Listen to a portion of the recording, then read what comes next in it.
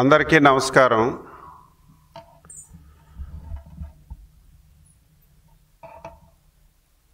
ఒక పిచ్చోడికి అధికారం ఇస్తే ఎలా ఉంటుందో 2014-19 మధ్యన 2019 కట్ చేసి 24 మధ్యన మనందరం చూసాం, అనుభవించాం. రాష్ట్రాన్ని కుక్కలి చింపినటువంటి విసిరాగ్గా మార్చాడు. ఇప్పుడు ఆ పిచ్చోడు ప్రతిపక్ష హోదా ఇమ్మని అడుగుతున్నాడు.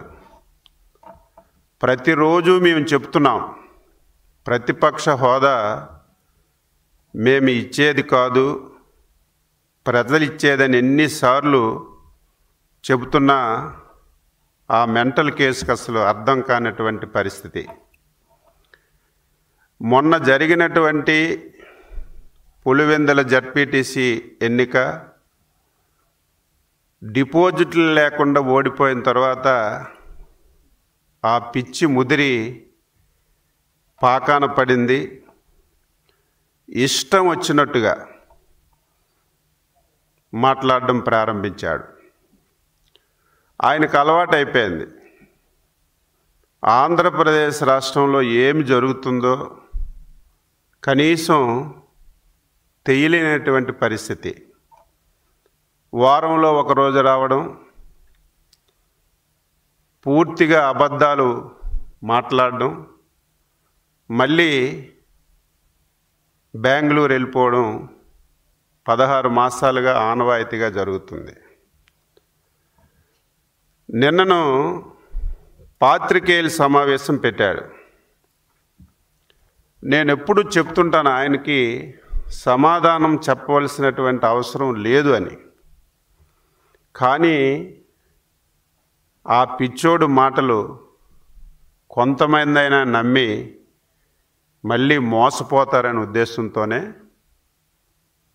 ఎప్పటికప్పుడు ఒక బాధ్యతాయుతమైనటువంటి ప్రభుత్వంగా ప్రజలకి వాస్తవాలు చెప్పవలసినటువంటి అవసరం ఉంది.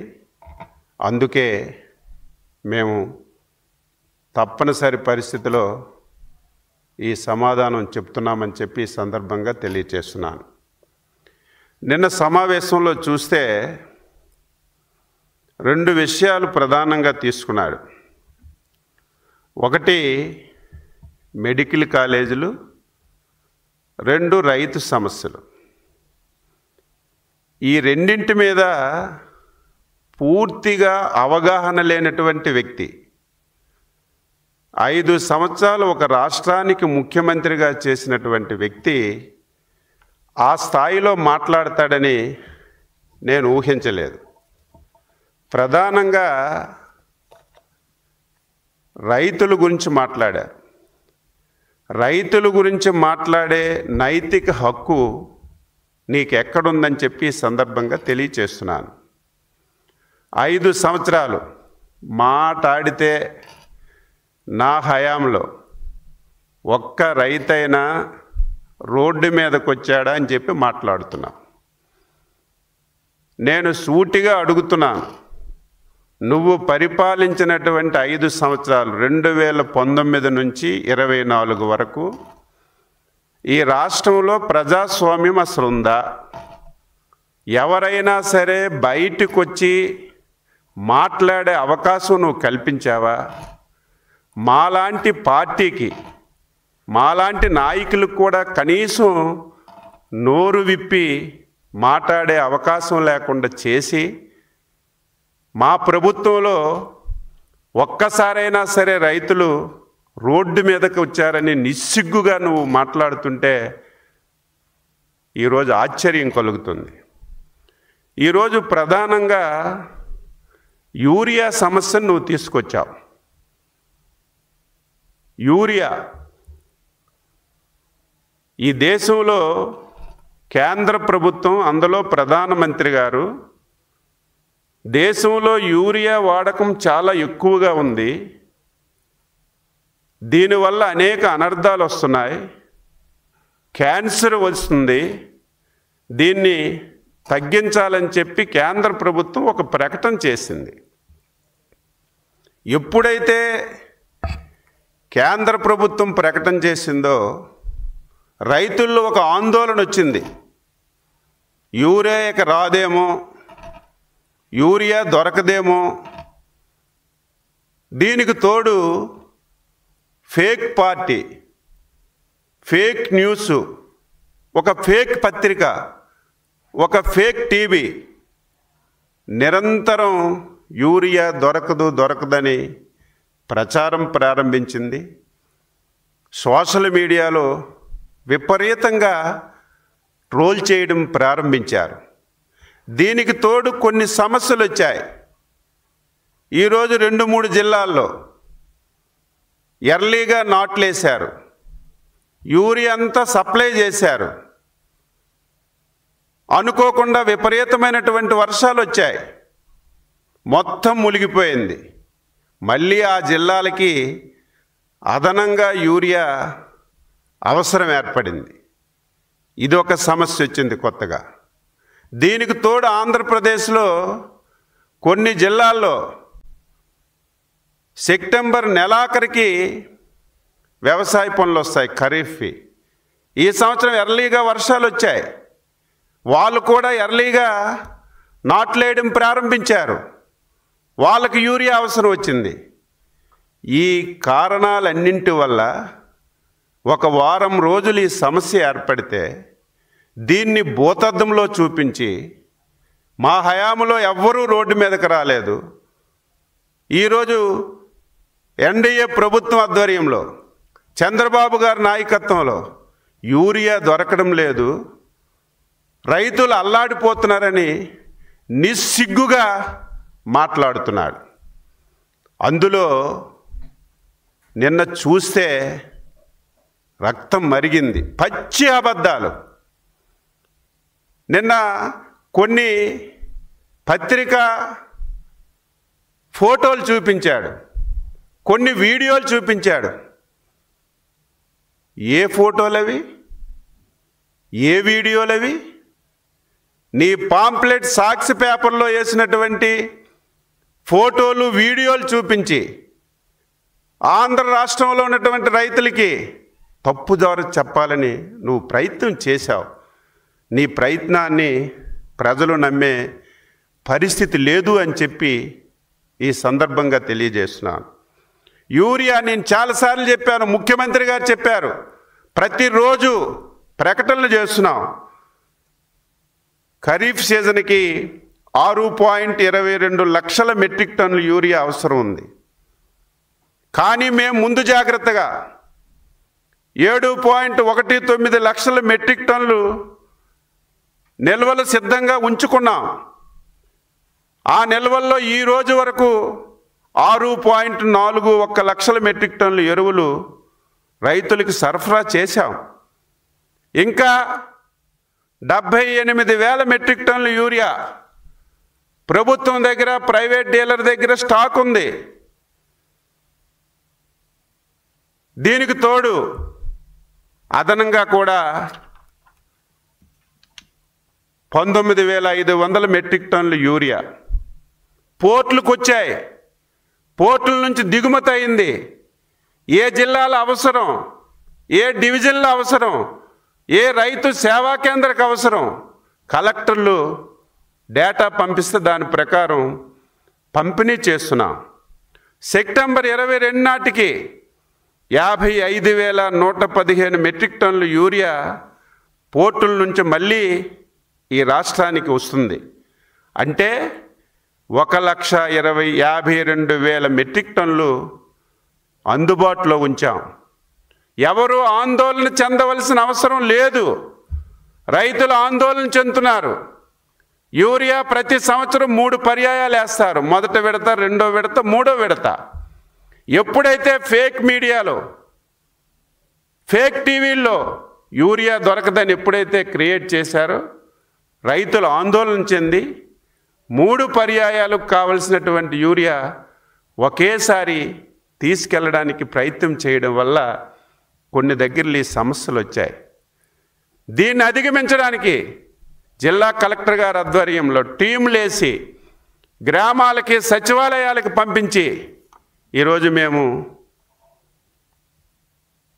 ఎక్కడ సమస్య రాకుండా యూరియా ఇస్తుంటే దీన్ని విమర్శిస్తున్నారు.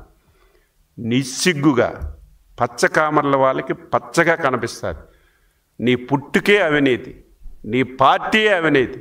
అధికారం లేనప్పుడు లక్షల కోట్లు, అధికారం వచ్చిన తర్వాత అధికారాన్ని ఉపయోగించుకొని రాష్ట్రాన్ని మొత్తం లూటీ చేసి ఈరోజు నీ అవినీతి అంతా బయటపడుతుంటే నిస్సిగ్గుగా యూరియా మీద 250 కోట్లు అవినీతి జరిగిందని నిస్సిగ్గుగా మాట్లాడుతుంటే నీకు ఆ పిచ్చుందని అందరికీ ఉందనుకుంటావా? రైతుకి ఇచ్చిన దాని మీద ఎవరైనా సరే తప్పు చేస్తారా, అవినీతి చేస్తారా అని చెప్పి సందర్భంగా తెలియజేస్తున్నా. ఎందుకు అవినీతి జరుగుతుంది? నువ్వు ఉండేటప్పుడు యూరియా 50% మార్క్ఫెడ్ ద్వారా ఇచ్చేవాళ్ళు, 50% ప్రైవేట్ యాజమాన్యం ద్వారా ఇచ్చేవాళ్ళు. మేము వచ్చిన తర్వాత చంద్రబాబు నాయుడు గారి ఆధ్వర్యంలో ఎట్టి పరిస్థితుల్లో ప్రభుత్వం ద్వారా ఇవ్వాలి అని చెప్పి 70% మార్క్ఫెడ్ ద్వారా అమ్ముతున్నాం, 30% ప్రైవేట్ డీలర్లకు ఇస్తుంటే అవినీతి జరిగింది. 300 బస్తా 500 ఇస్తున్నా నిస్సిగ్గుగా మాట్లాడుతున్నాం.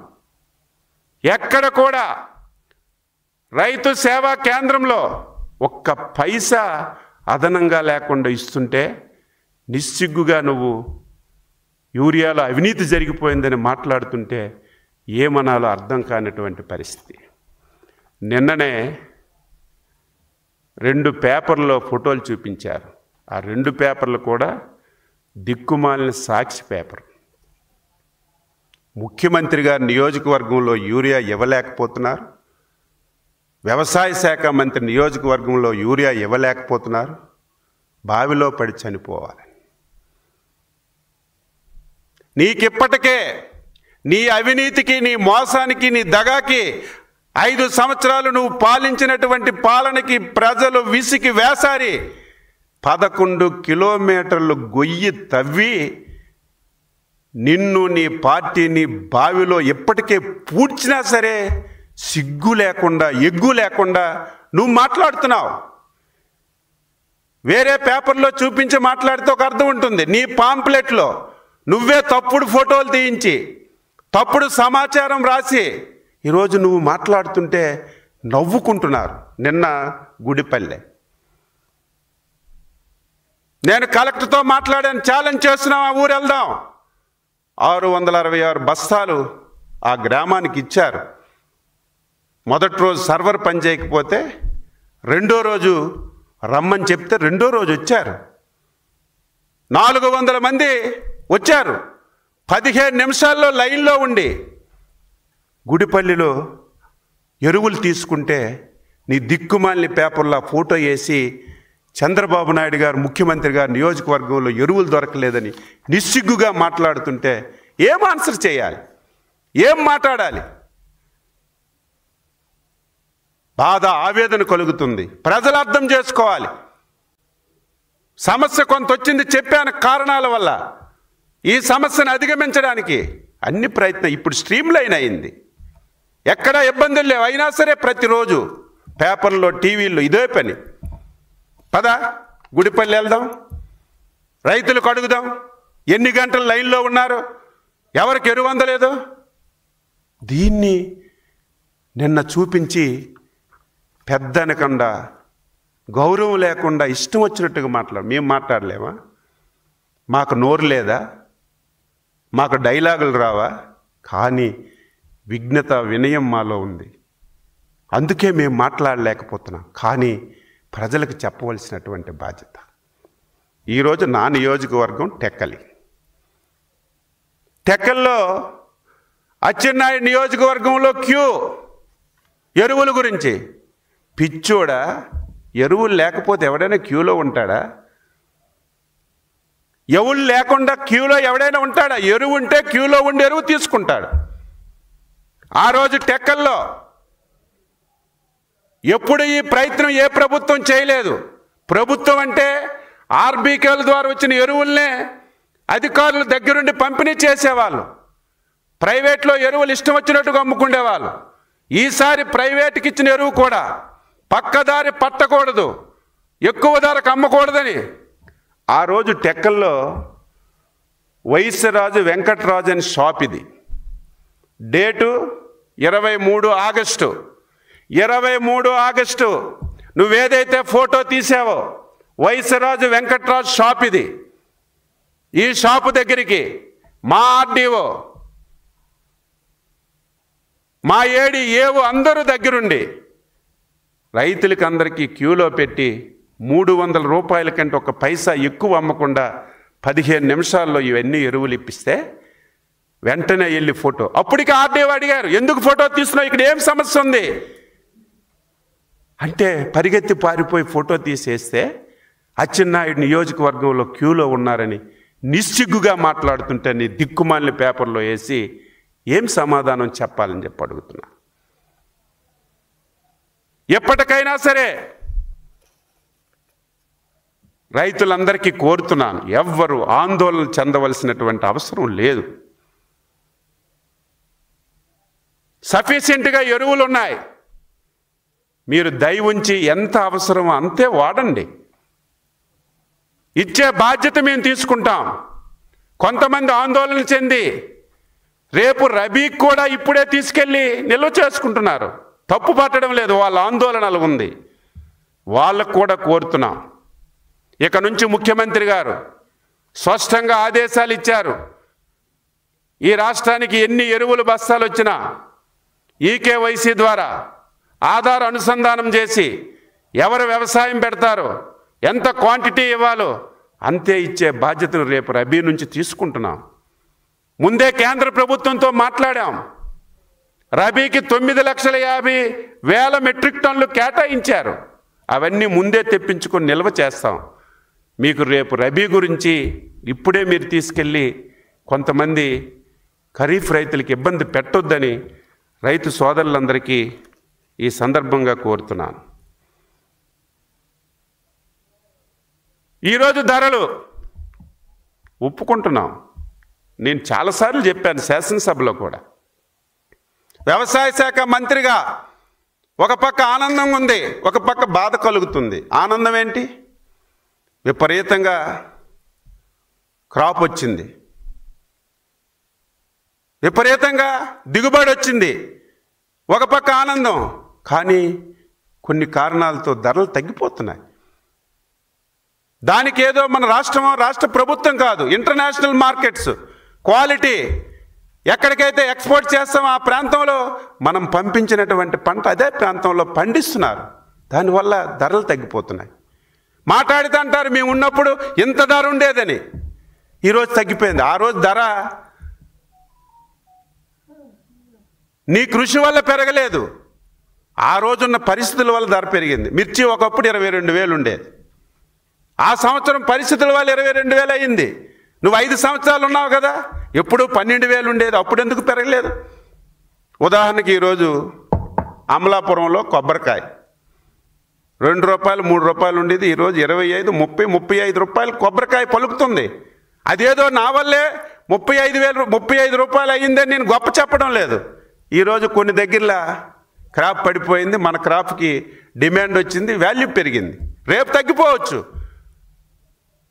అదేదో నేనే చేశానంటే అది కాదు. ఇది కూడా తెలియకుండా నిస్సిగ్గుగా ఈరోజు మాట్లాడుతున్నాడు. ఈరోజు అంటాడు నేను ఉండేటప్పుడు మార్కెట్ ఇంటర్వర్షన్ స్కీమ్ పెట్టా, 7,800 కేటాయించాడట, 3,000 ఖర్చు పెట్టాడట.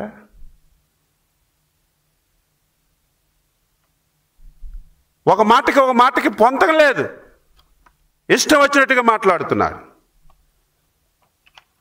నేను ఛాలెంజ్ చేస్తున్నాను,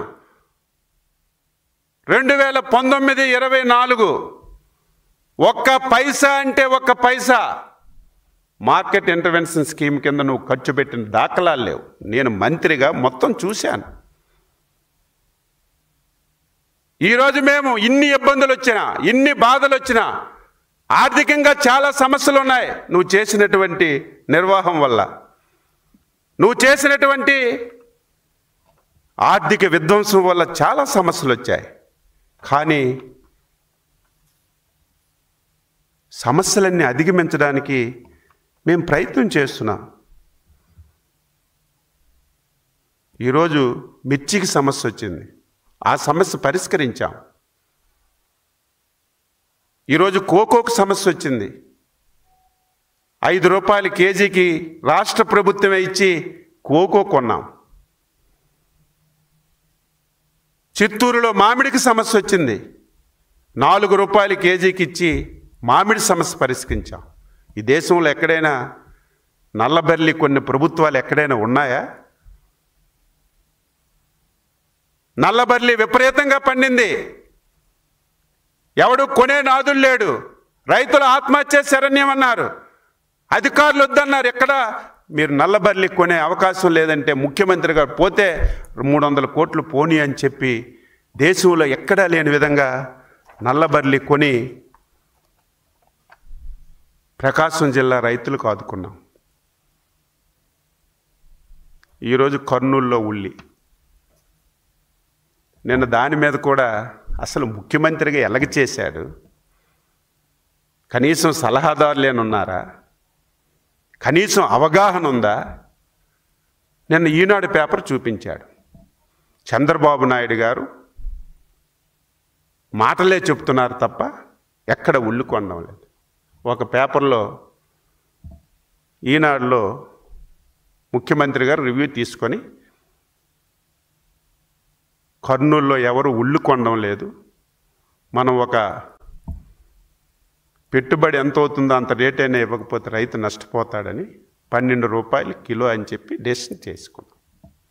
ఆ రోజు తాటికాయ అంత అక్షరాలతో ఈనాడు పేపర్లో వచ్చింది, ప్రభుత్వమే 12 రూపాయలకి కేజీ కొంటుందని. మరుసటి రోజు మార్కెట్లో 300 రూపాయలకే కొంటున్నారని మళ్ళీ ఈనాడు పేపర్లో ఒక ఐటెం వచ్చింది. నేను చూశాను.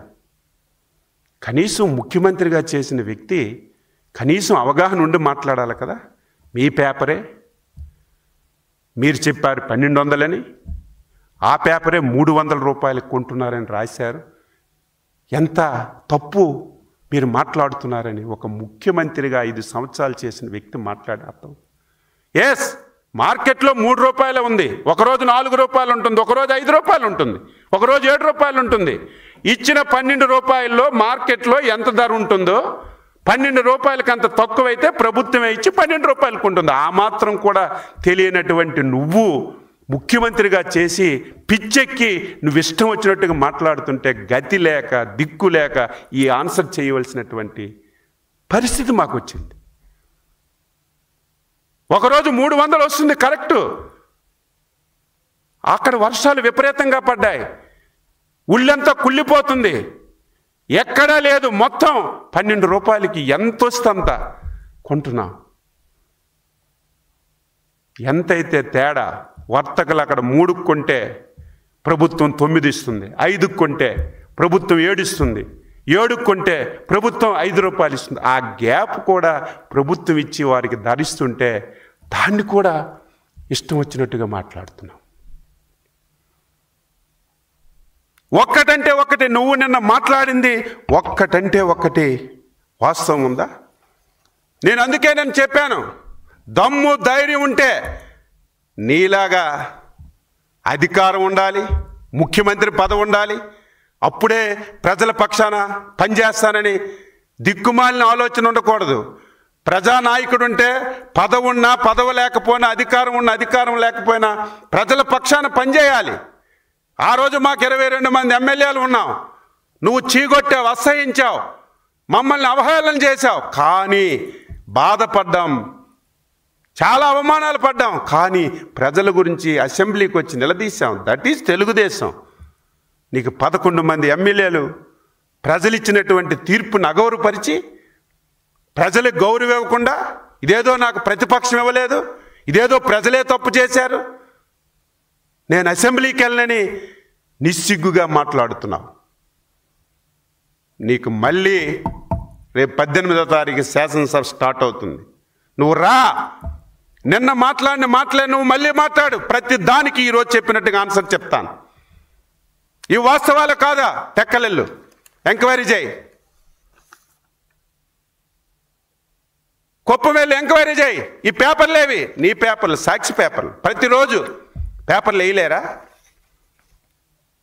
ఉన్నది లేనట్టుగా రోజు అబద్ధాలు మాట్లాడి, పోనీ ప్రెస్ మీట్ పెట్టి ఏదో ఇండియన్ ఎక్స్ప్రెస్సో, లేకపోతే జాతీయ మీడియాలో పడినవో, లేకపోతే ఈ రాష్ట్రంలో ఎక్కువ పాపులేషన్ ఉన్నటువంటివి, ఎక్కువ సర్క్యులేషన్ ఉన్నటువంటి పేపర్లు చూపించి ఎక్కడో ఒక దగ్గర 2 దగ్గరలో పడ్డాయంటే సరి చేసుకుంటాం.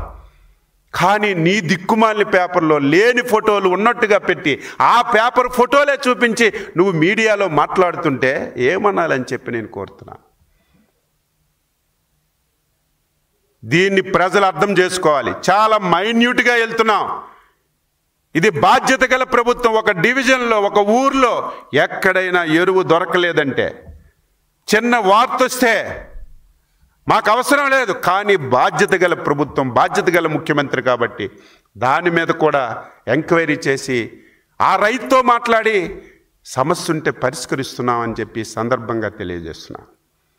దయ ఉంచి రైతులు కూడా అర్థం చేసుకోండి అని చెప్పి సందర్భంగా తెలియజేస్తున్నాను. రెండవది మెడికల్ కాలేజ్. పీపీపీ అంటే అర్థం తెలుసా? జగన్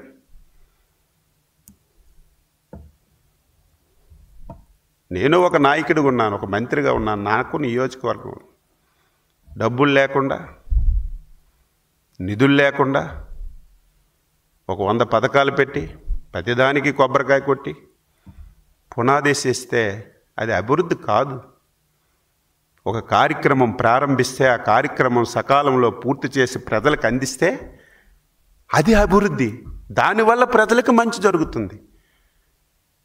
నేను ఎలాగా మరి గెలవను, మళ్ళీ ఈ రాష్ట్రంలో నేను రాను, నా పేరుండిపోవాలని మెడికల్ కాలేజ్ కట్టావు, శంకుస్థాపన చేశావు. నేను కూడా చూశాను, పార్వతీపురం ఇన్ఛార్జ్ మంత్రి నేను వెళ్ళి చూశాను. ఈరోజు మా సవితమ్మ వెళ్ళింది, రేపు మా రామానాయుడు వెళ్తాడు. ఇదేది సీక్రెట్ కాదు, భూతద్దంలో ప్రతి ఒక్కరికి కనిపిస్తుంది. శాసనసభలో కూడా మీరు లేకపోతే శాసన మండలిలో డిస్కషన్ జరిగితే చెప్పాం, పలానా మెడికల్ కాలేజ్ 2% అవ్వలేదు, పలానా మెడికల్ కాలేజ్ 3% అవ్వలేదు, ఇంకా భూమిలోని పునాదులు ఉన్నాయి, ఇవి చెయ్యాలంటే ఎక్కడ డబ్బులు ఉన్నాయి, దీనికి ఒక ప్లాన్ ఉందా, ఇవి ఎప్పుడు జరుగుతాయి, ఇవి జరగాలి, ప్రజలకు ఉపయోగపడాలని పీపీపీ మోడల్ తీసుకొస్తే ఇది ఒక ఫ్యాషన్ అయిపోయింది. అధికారంలో ఉంటే రద్దు చేసేస్తామట. ఇదేంటి నీ రాజ్యాంగం అనుకుంటున్నావా? చట్టబద్ధంగా, న్యాయబద్ధంగా, ప్రజాస్వామ్యబద్ధంగా ఒక ప్రభుత్వం ఒక నిర్ణయం తీసుకుంటే రద్దు చేసేస్తానని చెప్పి భయపెట్టడం. జీవితంలో నువ్వు అధికారంలోకి వస్తావా? ఒకసారి తప్పు చేశారు ప్రజలు, 5 సంవత్సరాలు అనుభవించారు. మళ్ళీ నీకు అధికారం ఇచ్చే పరిస్థితి రాష్ట్రంలో ఉందా? ఎందుకు? పీపీపీ మోడల్లో 50% సీట్లు కన్వీనర్ కోటాలో ఉంటాయి, అది కూడా తెలీదా? మొత్తం భూములన్నీ అమ్మేస్తున్నారు. ఏ భూమి అమ్మడం లేదు, భూమి ప్రభుత్వం దగ్గరే ఉంటుంది, ప్రభుత్వం దగ్గరే భూమి ఉంటుంది. ఎవరైతే మెడికల్ కాలేజ్ తీసుకుంటారో వాళ్ళు మెడికల్ కాలేజ్ కట్టి రన్ చేస్తారు. 50% సీట్లు కన్వీనర్ కోటాలో ఇస్తారు. ఇది కూడా తెలియకుండా మొత్తం దారాదత్తం చేస్తున్నాము, మొత్తం అవినీతి జరిగిపోయింది అని మాట్లాడతాడు. మొన్న వచ్చాడు, నిన్న ప్రెస్ మీట్ పెట్టాడు, ఇష్టం వచ్చినట్టుగా మాట్లాడేశాడు. ఈరోజు తెల్లవారి నేను బెంగళూరు నుంచి వస్తే మళ్ళీ బెంగళూరు ఫ్లైట్కి ఎక్కిపోయాడు. ఇదే రాష్ట్రం అంటే? ఇదే రాష్ట్ర ప్రజల బాధలు తెలుసుకోవడం అంటే? ఇదే ప్రభుత్వం అన్నా ప్రతిపక్షం అన్నా ప్రజల పక్షాన పనిచేయాలి. ఈరోజు నేను వచ్చా కదా, 2 రోజుల నుంచి ఒక వ్యవహారం దేశమంతా నడుస్తుంది కదా, తెలుగువారు నేపాల్లో అక్కడున్న పరిస్థితులు బట్టి అక్కడ ఇరుక్కున్నారు, ప్రాణాలు గుప్పిట్లో పెట్టుకొని భయాందోళన చెందుతున్నారు. మేము రాగలమా రాగలమా రాగలమని. దీన్ని బాధ్యత కలిగినటువంటి వ్యక్తులుగా, ప్రజలంటే ప్రేమ అభిమానం ఉన్నటువంటి వ్యక్తులుగా, తెలుగువాడు ఎక్కడున్నా సరే వాడిని రక్షించాలని ఒక ఆశయంతో పనిచేస్తున్నటువంటి పార్టీగా నిన్న తెలిసినటువంటి 2 నిమిషాల్లోనే నిన్న బ్రహ్మాండమైనటువంటి సభ పెట్టుకున్నాం. నభూతో నభవిష్యత్ అన్నట్టుగా మా యువ నాయకుడు ఆ సభకు రావాలి, చీఫ్ గెస్ట్గా, రెండో చీఫ్ గెస్ట్గా మాట్లాడాలి. ఆ అవకాశాన్ని ఎవరు వదులుకోరు. కానీ తెలుగువారు, ఆంధ్ర వాళ్ళు 270 మంది నేపాల్లో చిక్కుకొని ప్రాణాలు గుప్పిట్లో పెట్టుకొని భయాందోళనతో ఉన్నారు. నా బాధ్యత అది కాదు, ఇక్కడుండి వాళ్ళకి రక్షించాలని నిర్ణయం తీసుకొని నిన్న ఉదయం నుంచి 48 గంటలైంది అదే పని చేస్తున్నాడు, రాత్రింబవళ్ళు. That is leader, that is నాయకుడు. కనీసం ప్రతిపక్ష నాయకుడని అడుగుతున్నావే, 5 సంవత్సరాలు ఒక ముఖ్యమంత్రిగా వెలగబెట్టావే, ఒక రాజకీయ పార్టీకి అధ్యక్షుడిగా ఉన్నావే, కనీసం రాజకీయాలు పక్కన పెట్టు, కనీసం మానవుడుగా ఒక మనిషిగా ఇంత జరుగుతుంటే దాని మీద ఒక్క మాట కూడా మాట్లాడినటువంటి నువ్వు ఈ రాష్ట్రానికి వచ్చి ఒక పార్టీ పెట్టి మమ్మల్ని దాపురించినందుకు బాధపడాలో సిగ్గుపడాలో అర్థం కానటువంటి పరిస్థితి. అభినందిస్తున్నాను మా యువ నాయకుడికి. ఆ రోజు ఉత్తరాఖండ్లో ప్రళయం వస్తే చేతుల్లో ఒక పైసా లేకపోయినా ప్రతిపక్షంలో ఉన్న మనసుంది, తెలుగువాడికి కాపాడాలని ఆలోచన నుండి 10 మందికి కూడబెట్టి ఆ రోజు చంద్రబాబు నాయుడు గారు ఉత్తరాఖండ్ వరదల్లో చిక్కున్నటువంటి తెలుగువారికి సొంత డబ్బులు కూడబెట్టి విమానాలు పెట్టి తీసుకొచ్చి వెళ్ళి ఎయిర్పోర్ట్లో దించి ఇంటి వరకు పంపించాం. దట్ ఈజ్ నాయకుడు. అధికారం ఉన్నా ప్రతిపక్షం ఉన్నా ప్రజల పక్షాన పనిచేసిన. మళ్ళీ మా యువ నాయకుడు లోకేష్ బాబు మనస్ఫూర్తిగా అభినందిస్తున్నా. నిన్నటి నుంచి ఈ రోజు వరకు ప్రతి నిమిషం కేంద్ర ప్రభుత్వంతో, విదేశీ వ్యవహారాల్లో ఉన్నటువంటి నాయకులతో, అధికారులతో మాట్లాడి ఈరోజు 200 మందికి విమానం ఎక్కించి ఇంకో గంటో గడియకో తిరుపతిలో విశాఖపట్నంలో ల్యాండ్ అవుతున్నారు. మమ్మల్ని అందరినీ ఆదేశించారు. ఇదేదో విమానం ఎక్కి తెచ్చి విశాఖపట్నంలో దించడం కాదు, తిరుపతిలో దించడం కాదు. ఎన్డీఏ నాయకులందరూ వెళ్ళండి, స్వాగతం పలకండి, తీసుకురండి, వెహికల్స్ పెట్టండి, వాళ్ళ ఇంట్లో జాగ్రత్తగా దించండి అని మాకు ఆదేశించినటువంటి నాయకుడు మా లోకేష్. That is leader. నాకు అధికారం ఉంటే పని చేస్తాను, దోచుకుంటాను, నాకు ముఖ్యమంత్రి ఉంటే పని చేస్తాను, దోచుకుంటాననే వ్యక్తి ఇంకా ఈ రకంగా మన రాష్ట్రంలో ఉండడం మనం చేసుకున్నటువంటి దౌర్భాగ్యం అని చెప్పి సందర్భంగా తెలియజేస్తూ, ఈ ప్రభుత్వం రైతు ప్రభుత్వం. ఇప్పుడు నేను చెప్పాను, ఎవరికి బాధ వచ్చినా కష్టం వచ్చినా ఏ పంటకి తక్కువ రేటు వచ్చినా ఇమీడియట్గా ఎంటర్ అవుతున్నాం. ఈరోజు టమాటా రేటు తగ్గిపోయింది, వెంటనే మేము టమాటా కొని రైతు బజార్ల ద్వారా అమ్మాం. నీ హయాంలో కూడా జరిగింది కదా. మామిడి పడిపోతే ఏం చేసావు? ఎక్కడైనా ఒక మామిడి కాయ కొన్నావా? ఇదే కర్నూలులో ఉల్లి 2 రూపాయలకి పడిపోతే ముఖ్యమంత్రిగా నువ్వు కనీసం ఒక్కరోజు రివ్యూ తీసుకొని ఏం జరుగుతుందో తెలుసుకోలేనటువంటి నువ్వు అనునిత్యం రైతు గురించి, అనునిత్యం ప్రజల గురించి పనిచేస్తున్నటువంటి ప్రభుత్వానికి నువ్వు అభినందించవలసింది పోయి ఈ రకంగా మాట్లాడడం చాలా దౌర్భాగ్యం అని చెప్పి సందర్భంగా తెలియజేస్తూ, ఎట్టి పరిస్థితిలో నీకు ఒకటే హెచ్చరిక చేస్తున్నాను. నువ్వు బాగా మదంతో ఉన్నావు, డబ్బు మదం, అవినీతి డబ్బు మదం. నేనేది మాట్లాడితే చెల్లుతుంది అనుకుంటున్నావు. ఇది రాచరికం కాదు, ప్రజాస్వామ్యం. ప్రజలు మంచిని గౌరవిస్తారు అని చెప్పి సందర్భంగా తెలియజేస్తూ, నిన్న నువ్వు మాట్లాడిన మమ్మల్ని బావిలో దూకమంటావా? నీ కనీసం మొన్న జరిగినటువంటి ఎన్నికల్లో కర్ర కాల్చి వాత పెట్టి 11 కిలోమీటర్లు గొయ్యి తవ్వి అందులో పెట్టి పూడ్చినా సరే నీకు సిగ్గు లేకుండా, కనీసం పరివర్తన లేకుండా ఒక ఒక పెద్ద లేక మంచి లేక మాట్లాడుతున్నటువంటి నిన్ను ఏమనాలో అర్థం కావడం లేదు. ఇది ఎందుకు మాట మాటకి చెప్తున్నానంటే ప్రజలకి తెలియాలి, వాస్తవాలన్నీ ప్రజలు తెలుసుకోవాలని ఈ సందర్భంగా తెలియజేస్తూ అందరికీ నమస్కరిస్తూ సెలవు తీసుకుంటాను. ఎక్కడైనా సరే సిస్టమేటిక్గా పులివెందులైనా లేకపోతే వాళ్ళ గ్రామంలో ఎక్కడైనా నేను ఆధారాలతో చెప్పాను. కొద్దిగా ఒక వారం రోజులు ఈ ప్రాబ్లం వచ్చిన దానికి కారణాలు కూడా చెప్పాను. 2-3 జిల్లాల్లో విపరీతంగా వర్షాలు వచ్చి మొదటేసినటువంటి యూరియా అంతా పోయింది, మళ్ళీ కావాలని అడిగారు బఫర్ స్టాక్. కొన్ని జిల్లాల్లో ఎర్లీగా వచ్చింది. రైతుల్లో వీళ్ళే అభద్రతా భావం క్రియేట్ చేశారు. ఈ సోషల్ మీడియాలో, ఈ ఫేక్ మీడియాలో రైతులకు ఎరువు దొరకదు, మీరు దొరికినట్టుగా పట్టుకెళ్ళి దాచుకోండి అంటే దానివల్ల కొంతవరకు ప్రాబ్లం వచ్చింది. ఇప్పుడు అంతా సరిచేసాం, సఫిషియెంట్ స్టాక్ ఉంది. ముఖ్యమంత్రి గారు మొన్నే మాట్లాడితే ఇంకొక 50,000 మెట్రిక్ టన్నులు నడ్డా గారు కూడా వెంటనే కేటాయించారు. ఎవరికి సమస్య ఉండదు. మా కలెక్టర్లు ఎవ్రీడే ప్రతి జిల్లాలో డైలీ ఎవర్ కలెక్టర్ని ఓన్లీ ఎరువుల మీద పెడుతున్నారు. ప్రతి దగ్గర టీంలు వేసాం, అవుట్ రీచ్ ప్రోగ్రాం, ప్రతి ఊరికి వెళ్ళమన్నాం. రైతులకి ఎరువుల మీద ఎడ్యుకేట్ చేసి, యూరియా మీద ఎడ్యుకేట్ చేసి, యూరియా ఎంత వాడాలి, దీనివల్ల అనర్థాలు ఏంటని చేసి అందరికీ అందిస్తున్నామని చెప్పి ఈ సందర్భంగా తెలియజేస్తున్నాం.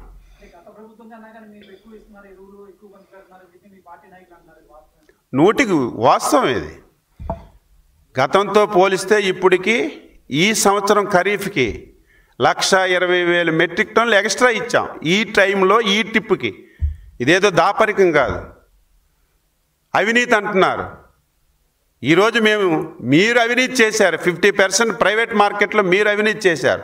మేము బాధ్యత గల ప్రభుత్వం కాబట్టి 70% రైతు సేవా కేంద్రాల్లో ఇస్తున్నాం. ఈరోజు ప్రైవేట్లకు ఇచ్చినటువంటి ఎరువులు కూడా మన కంట్రోల్లో పెట్టుకున్నాం. ప్రతి షాపు దగ్గర జిల్లా కలెక్టర్, ఒక అగ్రికల్చర్ ఆఫీసర్కి, ఒక రెవెన్యూ ఆఫీసర్కి పెట్టి ఎంత స్టాక్ ఉంది, ఎంత రేటు, 300 రూపాయలకు ఒక పైసా కూడా. ఇక్కడ 267, అక్కడ 300. ఎందుకంటే మన రైతు సేవా కేంద్రంకి వచ్చిన దానికి ట్రాన్స్పోర్ట్ మనం పెడతాం, ప్రైవేటు వాళ్ళు ట్రాన్స్పోర్ట్ పెడతారు. కాబట్టి రైల్వే వ్యాగన్ నుంచి మళ్ళీ షాపుకి, షాపు నుంచి రిటైల్కి పంచాలి. కాబట్టి ఆ 20 రూపాయలు 30 రూపాయలు ట్రాన్స్పోర్ట్ ఛార్జీలు వేసి 300 రూపాయలకు ఒక పైసా పెంచకుండా మేమే అధికారులకు పెట్టి పంపిణీ ఇంత పారదర్శకంగా చేస్తుంటే సిగ్గు లేకుండా ఏదైనా మాట్లాడేస్తారు. 200 కోట్ల అవినీతి అట. ఇంత దారుణంగా మాట్లాడుతుంటే చాలా బాధ కలుగుతుంది. అదే నేను అంటున్నాను. బాధ్యత కలిగినటువంటి వ్యక్తిగా 5 సంవత్సరాలు ఈ రాష్ట్రాన్ని ముఖ్యమంత్రి చేసిన వ్యక్తిగా కనీసం ఎక్కడైనా సరే కేంద్ర ప్రభుత్వానికో రాష్ట్ర ప్రభుత్వానికి ఒక లేఖ రాసి మన తెలుగు వాళ్ళు, ఆంధ్ర వాళ్ళు అక్కడ చిక్కుకున్నారు, బాధపడుతున్నారు, మీ అధికారాన్ని ఉపయోగించి తీసుకురండని నువ్వు ఎలాగా చేయలేవు. కనీసం ఒక మాట కూడా చెప్పడానికి నోరు రానటువంటి నువ్వు ఈ రాష్ట్రంలో రాజకీయాలు చేసి ఒక పార్టీ పెట్టి మా మీదకి వచ్చావంటే ఏమన్నారు? మా కర్మ, ఈ రాష్ట్రం చేసుకున్నటువంటి కర్మ అనుకోవడం తప్ప ఇంకొకటి లేదు.